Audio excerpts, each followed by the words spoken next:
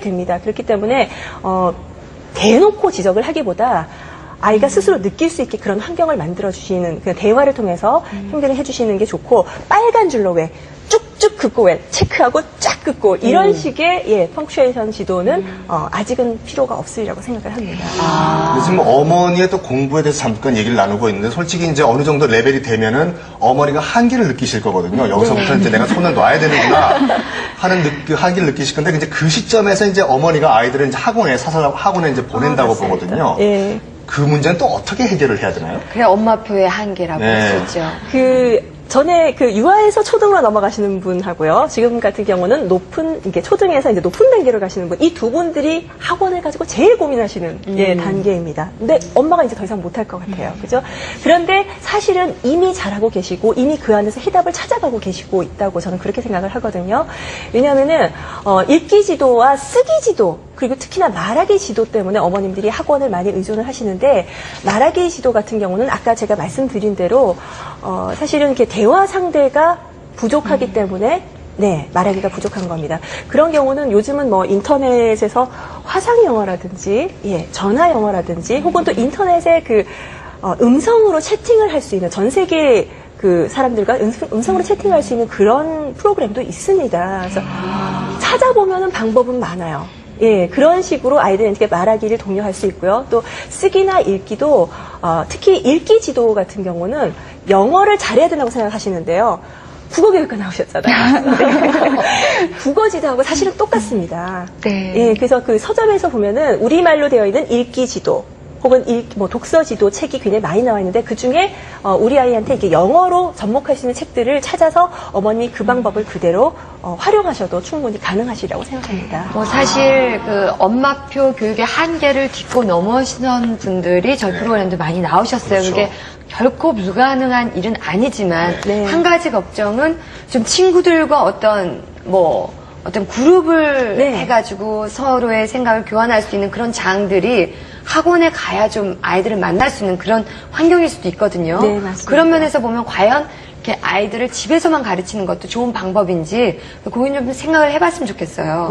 그래서 저도 학원에 무조건 보내지 말라고 얘기는 안 해요. 하지만은 이 정도 레벨이 되는 아이들이라면은 학원에서도 이렇게 같은 레벨을 찾아서 하기가 좀 아마 어려울 거고, 레벨을 찾는다고 하더라도 어머님이 지금까지 해왔던 그 방식하고 다르기 때문에 아이가 오히려 또 이렇게 거부감을 느끼고 좀 어려워할 수가 있습니다. 그러니까 어머님이 그 안에서 최대한 절충할 수 있는 방법을 현명하게 찾으시되, 그룹을 얘기를 하셨잖아요.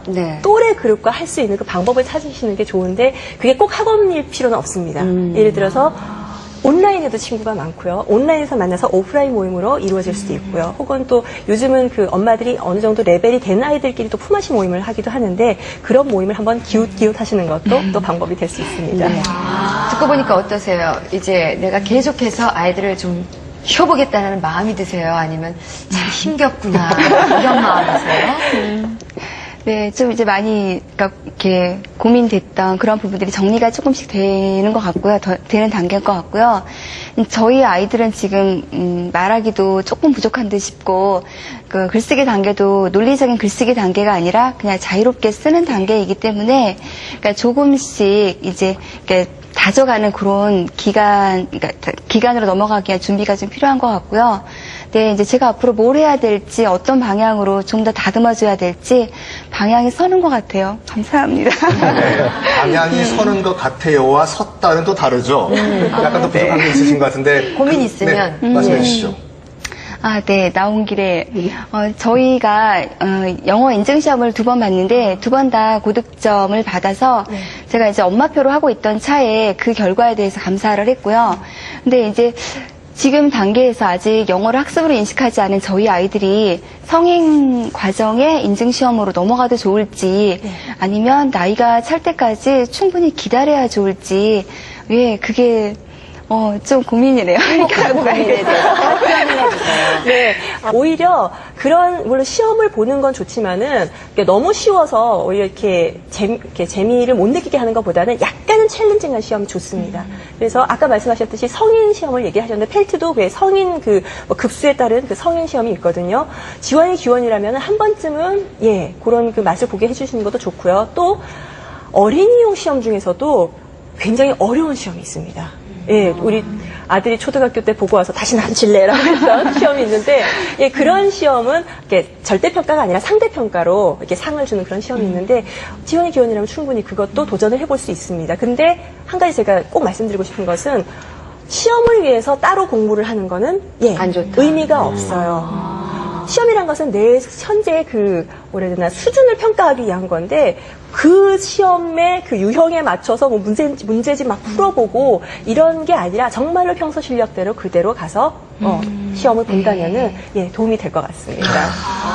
아무튼 지금 뭐 여러 가지 궁금한 점이 있지만 아마 시청자분들도 우리 아이도 지금 그 시험에서 좀 넘어갔으면 좋겠는데 갑자기 너무 성인 시험을 보면 애가 겁이 난다든가 아니면 자신감이 뚝 떨어질 수도 있는데 그런 레벨을 어떻게 봐서 챌린징 할 수 있는 그 수준으로 보게 하냐 이거죠. 어른들 시험도 급이 이렇게 보면은 고등학생 수준, 대학생 수준, 고급 수준 이렇게 나뉘어 있습니다. 근데 또 보면은 거기에 샘플 테스트가 나와 있어요, 온라인에. 한 번. 네. 그래서 시험 삼아 해보고 그거 진짜로 보고 돈 실제로? 내고 시험 보면 되겠네요. 네, 그걸 보고 이 정도 샘플 테스트는 충분히 하실 수 있다. 아마 그게 나오실 거예요.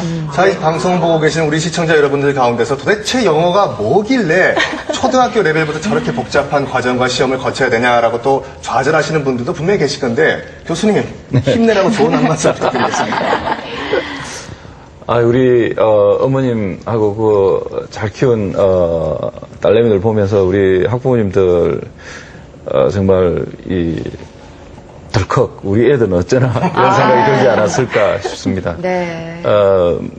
영어라는 게 뭐 성김 선생님이나 우리 온 선생님도 그렇겠지만 의사소통이 가능한 정도로 이렇게 할 수 있는 사람도 있어야 되고 또 저렇게 어려서부터 열심히 해서 또 영어 전문가가 되는 그렇죠. 이런 사람도 필요하고 다양한 수준의 영어 구사력이 필요한데 지금 기본적으로 우리가 의사소통 할 정도의 능력은 사실 중학교 영어 교과서만 열심히 잘 해도 일상생활에 관련된 기본적인 의사소통은 사실 가능해요. 근데 그걸 이제 우리 주변이 뭐 영어로 의사소통할 수 있는 기회가 많이 주어지는 그런 곳이 아니다 보니까 아무래도 음성언어 중심의 영어 회화 구사력이 아까 선생님이 얘기했다시피 그 문해력 글을 읽고 이해하는 능력에 비해서는 좀 떨어지죠. 그런데 기본적으로 그런 것 같습니다. 아무튼 우리 영어 공부란 것이 앞으로 원어민하고 의사소통을 하기 위해서만 필요한 것이 아니라 일본 사람을 만날 때나 중국 사람을 만날 때나 일종의